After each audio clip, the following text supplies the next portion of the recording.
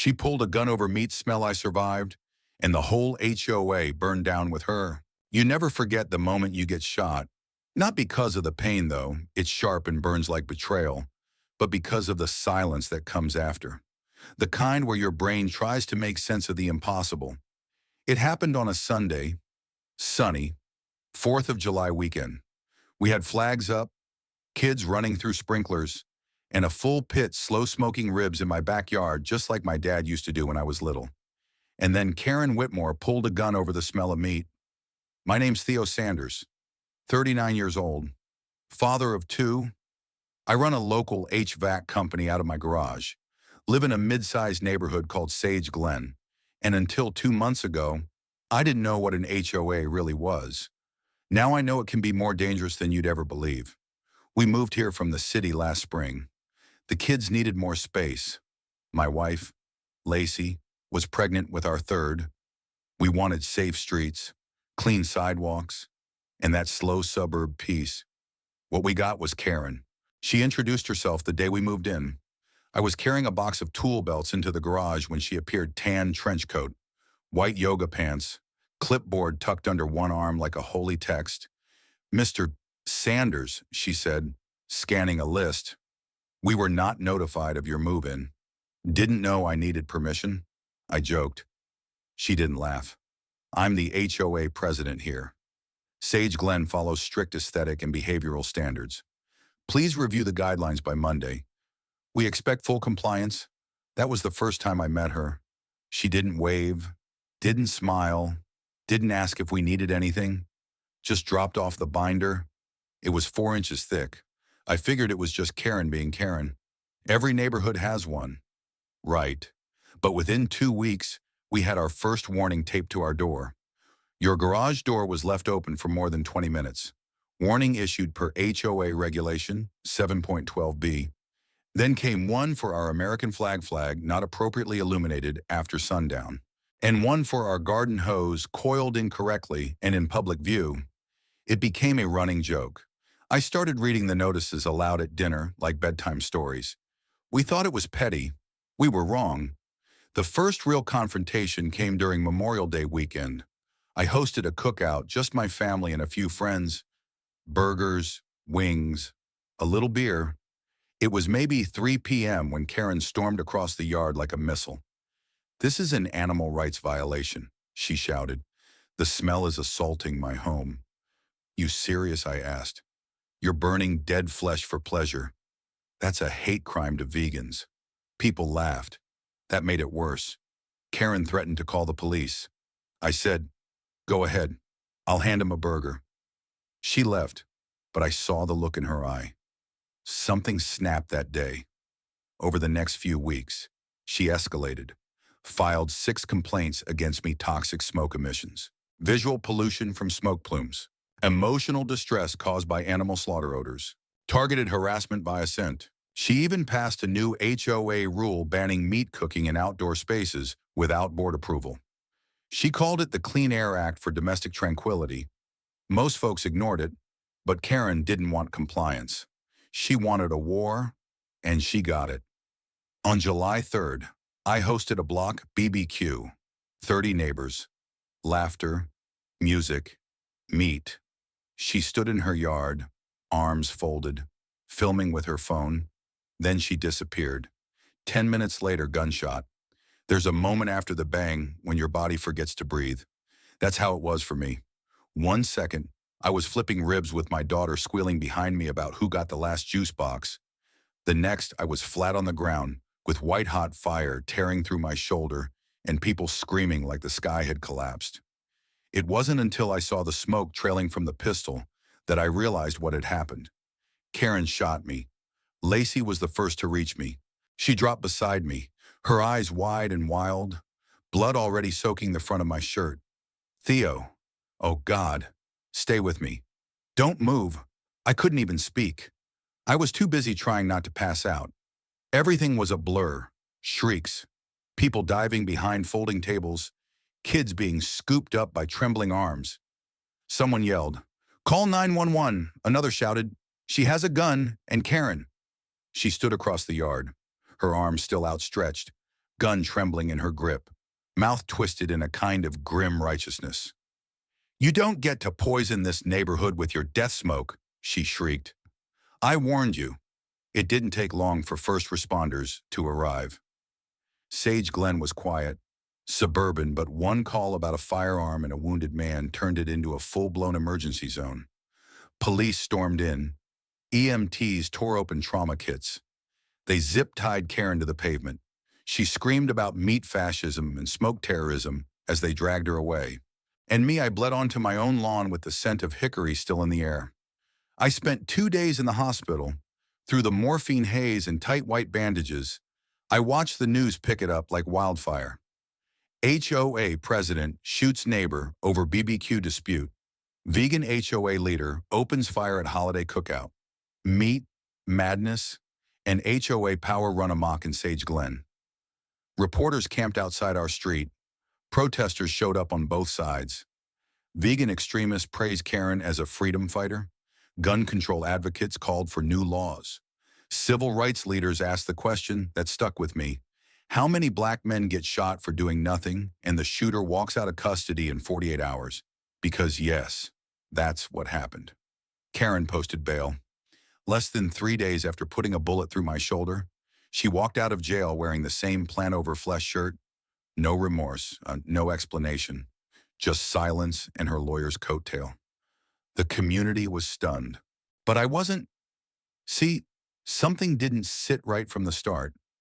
The way she said "I warned you" that day, the HOA documents she filed, the enforcement memos she sent to neighbors, she didn't just snap. She'd been planning this. Lacey dug through the HOA binder again while I was in recovery, buried inside. Under Section C9, Community Climate Compliance, we found something chilling, a clause recently added, stating that any resident may take emergency corrective action if a household is found in flagrant and repeat violation of eco-harmony mandates. It was vaguely written, but combined with her rhetoric, it looked like a green light for violence. She had written it, and the HOA board, just 3 people, all friends of hers, had signed off. That wasn't policy. That was premeditation. We weren't the only ones she targeted. Angela Fisher, one of our neighbors, reached out and told us Karen had harassed her for months over keeping chickens, called it unethical slavery, filed noise complaints, left vegan pamphlets on her porch, even threatened to take care of them personally. Carlos, across the street, got fined for hosting a birthday party with grilled shrimp. The Jacksons fined for buying a Thanksgiving turkey. Karen had a pattern, a mission, but worse, she had protection. Her brother, we found out, worked for the county code enforcement office, the same office that never followed up on any complaints made about her, the same office that had fast-tracked her HOA expansions twice. This wasn't just one woman going off the deep end. This was a system she built layer by layer with fake authority, loopholes, and intimidation wrapped in policy. And when intimidation didn't work, she pulled the trigger. I could have sat back, let the DA handle it, let public outrage fade, but I couldn't do that. Not with my daughter asking me, why'd she hate our cooking? Daddy, not with neighbors looking over their shoulders every time they lit a grill. So I called a lawyer. Then I called every neighbor Karen had fined, threatened, or bullied. We had the footage, we had the emails, we had the pattern. It was time to fight back.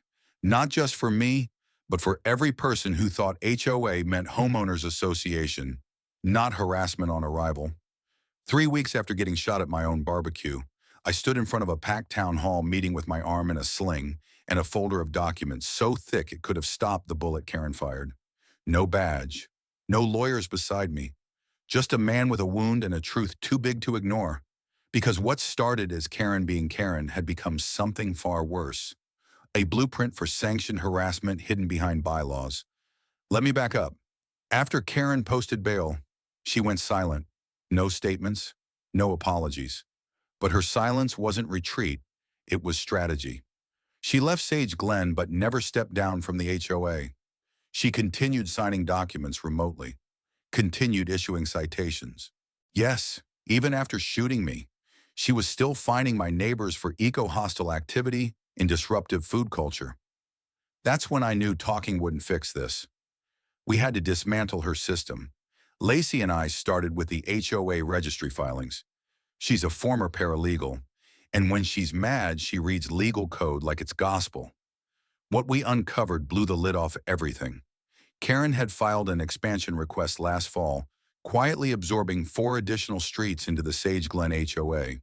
That included my home, Angela's, the Jacksons, and 2 blocks of renters. But she never collected a single vote. Per county code, an HOA cannot annex new homes without 75% signed approval from affected residents. She had forged all of it. Fake sign-offs, dead notary seals, P.O. boxes listed as resident addresses, one signature from a man who died 2 years ago. She didn't expand legally. She fabricated her power. We weren't alone. Turns out, Karen had done this before.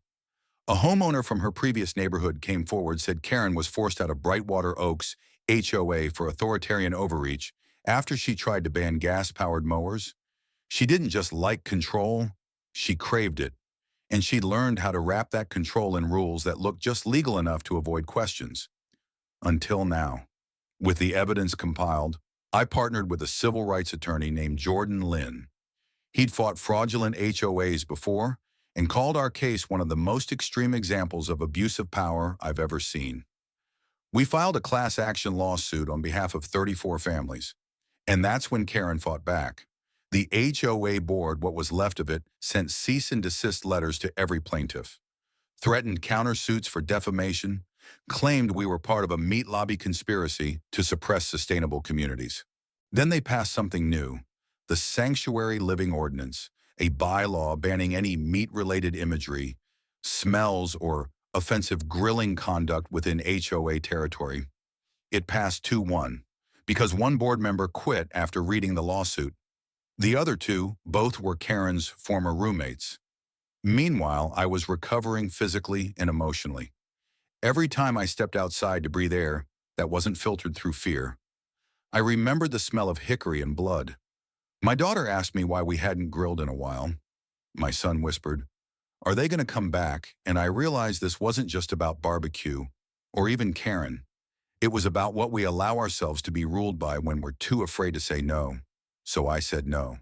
Loud. We organized the first neighborhood-free grilling day in defiance of the new rule. No permits, no board approvals, just families.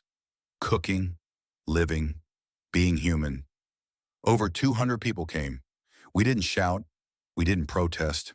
We just grilled ribs, brisket, tofu, mushrooms, burgers, veggies, shrimp, everything together, side by side. At one point, I stood next to an elderly vegan named Marla who lived in Karen's building. She flipped portobello caps and said, "She never spoke for me. I love the smell of fire and food. It means people are alive." Karen called the police, but the officers, they never got out of the cruiser because this time we had cameras, witnesses, and the law on our side. We weren't breaking laws. We were breaking her illusion of control. The county finally launched a formal investigation into the HOA, into Karen's filings, into her brother's role at the Code Enforcement Office, and then came the turning point. At the county hearing, the notary whose seal had been forged testified, sworn under oath, that she hadn't signed a single document for Karen in over a year. It was fraud, caught cold, and it was about to fall apart fast.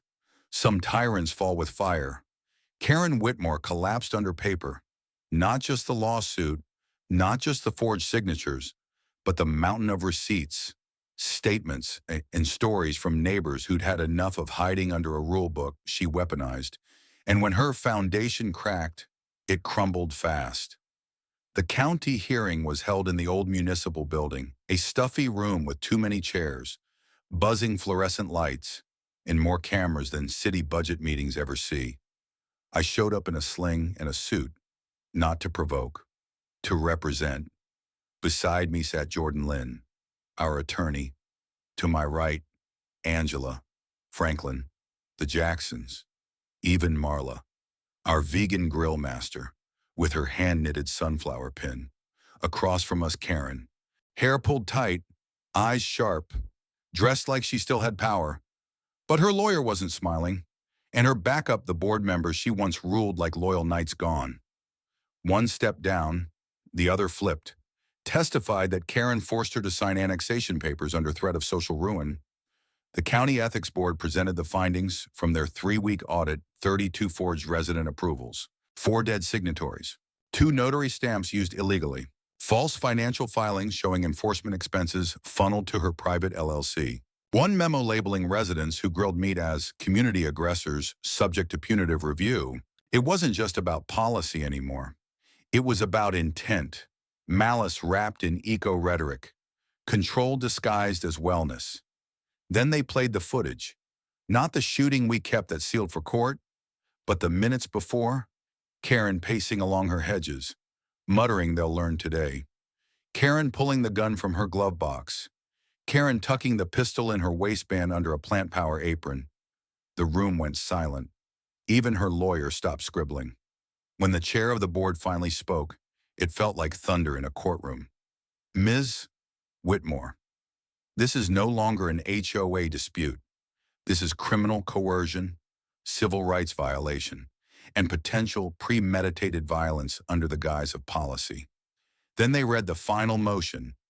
All Clearview HOA authority is hereby revoked. All HOA policies enacted since your forged annexation are nullified. And you, Ms. Whitmore, are under formal investigation by the State Attorney General's office. Karen didn't blink, but the hand that clutched her bag trembled. As we left the room, a reporter shoved a mic in my face. Mr. Sanders, what does justice look like to you? Right now, I paused, looked past the crowd, toward the sunlit street full of ordinary homes where kids rode bikes and dads hung flags and moms tended tomatoes. And I said justice is a neighborhood that doesn't live in fear of who's watching. It's being able to cook dinner without worrying about gunshots. It's when your community's rules protect you, not control you. Later that week, the grand jury convened. Karen was indicted on aggravated assault with a deadly weapon, intent to cause bodily harm, fraudulent governance, forgery of public documents, harassment with intent to intimidate based on personal belief. Her bail was revoked. This time, there would be no walking free in a smug green hoodie. She was escorted to jail in cuffs, her former HOA badge tossed aside like the fantasy it always was. But what she left behind, that took longer to fix. People were still scared, still flinching when they saw HOA notices or knockoff uniforms. Some had started listing their homes before we stopped them, so we created something new. The Sage Glen Civic Circle, not an HOA, not a government arm, a cooperative, a real one, voluntary, transparent, with a charter that prioritized freedom of expression, fair mediation for disputes, no enforcement without majority vote, and absolutely no authority to ban culture, food, flags, or gatherings. We held potlucks, fundraisers, kids' lemonade stands lined sidewalks again. Angela's garden grew bigger. The Jacksons brought back their block party. Franklin got his rooster statue back, this time on a pedestal. And me, I grilled again. I remember the first time I lit that smoker after it all ended. Neighbors came with folding chairs. No formal invite, just the smell in the air. My daughter ran through the yard with sparklers. Lacey sat beside me, holding my hand. And for the first time in months, I wasn't watching the fence line. I was watching the sky. There's a moment after any storm where the quiet feels different. Not the hush of fear, but the peace of having made it through. That's what Sage Glen feels like now. Not perfect, not polished, but real finally. And in its stillness, there's a fire we keep, not in our anger, not in Karen's shadow, but in the way we gathered again, around the smoke that used to scare us. Karen Whitmore was sentenced to 18 years in state prison. The judge called it a campaign of terror disguised as governance.